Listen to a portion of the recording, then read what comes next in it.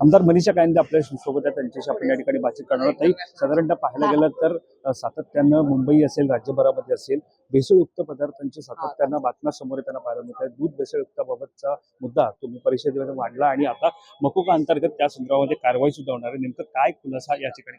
बघा, काल मी तारांकित प्रश्नाच्या माध्यमातून हा विषय उपस्थित केला.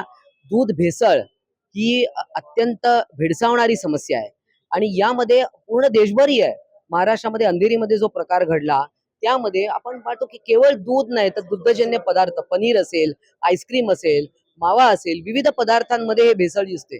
मुळात म्हणजे ते फूड इन्स्पेक्टर आहेत, ते जवळजवळ 40% जागा रिकाम्या आहेत. हे भरण्याची गरज आहे. आता आपण विचार करतो, कधी कधी ऑनलाईन मागवतो गोष्टी, ब्लिंकेट आणि वेगवेगळ्या जे वेअरहाऊसेस मध्ये हे ठेवले जातात, तिथून ते येतात, त्याची एक्सपायरी डेट कधी कधी अस्पष्ट असते किंवा ती खोडून अल्कोहोलनी क्लीन करून पुन्हा नवी छापली जाते.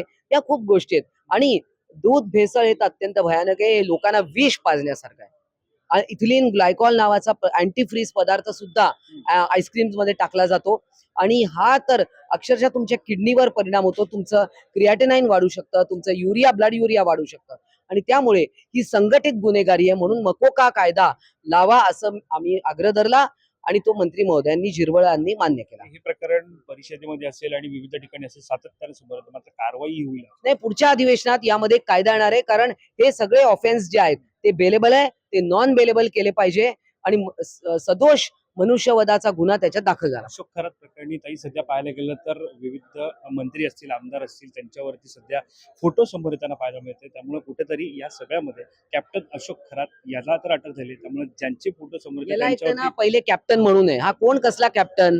हा शिपवर काहीतरी काम करत होता, तो कॅप्टन कधी झाला? असे कॅप्टन लावणारे खूप समाजात फिरतायत, त्यांना पहिले बंद केलं पाहिजे. दुसरी गोष्ट, यापुढे सगळ्यांनीच सजग राहण्याची गरज आहे की आपण कुठे जातोय, काय आहे, फोटो कोणाबरोबर निघतायत, गर्दी गचडीमध्ये कोणतरी फोटो काढून जातो आणि मग ते व्हायरल होतात. त्यामुळे हा सगळ्यांसाठीच एक खूप मोठा धडा आहे आणि या कॅप्टन खरातला ठेचून ठेचून मारला पाहिजे. शेवटचा प्रश्न तर आपण पाहतो या ठिकाणी सध्या पाहायला गेलं तर राज्यामध्ये सध्या भेसळयुक्त पदार्थ असतील किंवा दूध भेसळ असेल, त्या संदर्भातला मुद्दा मनीषा कायंदे यांनी सभागृहात उपस्थित केला. यासोबतच अशोक खरात प्रकरणी सध्या पाहायला गेला तर विविध सध्या प्रश्न हे समोर येताना पाहायला मिळतात. नेमकं कारवाई ही आता अशोक खरात याच्यावरती झाल्यानंतर अनेक फोटो सध्या समोर येतील. याच्यामध्ये पाहायला गेलं तर मंत्री असतील, आमदार असतील, ते सुद्धा पाहायला मिळतात. त्यामुळे आता या सगळ्यामध्ये या मंत्र्यांची, आमदारांची सुद्धा चौकशी असेल, त्यांच्यावरती जर काही आक्षेपार्ह आढळल्यास त्यांच्यावरती कारवाई किंवा गुन्हा दाखल होणार का हे सुद्धा पाहणं महत्त्वाचं ठरणार आहे. त्यावर अजय पाटील, मुंबई.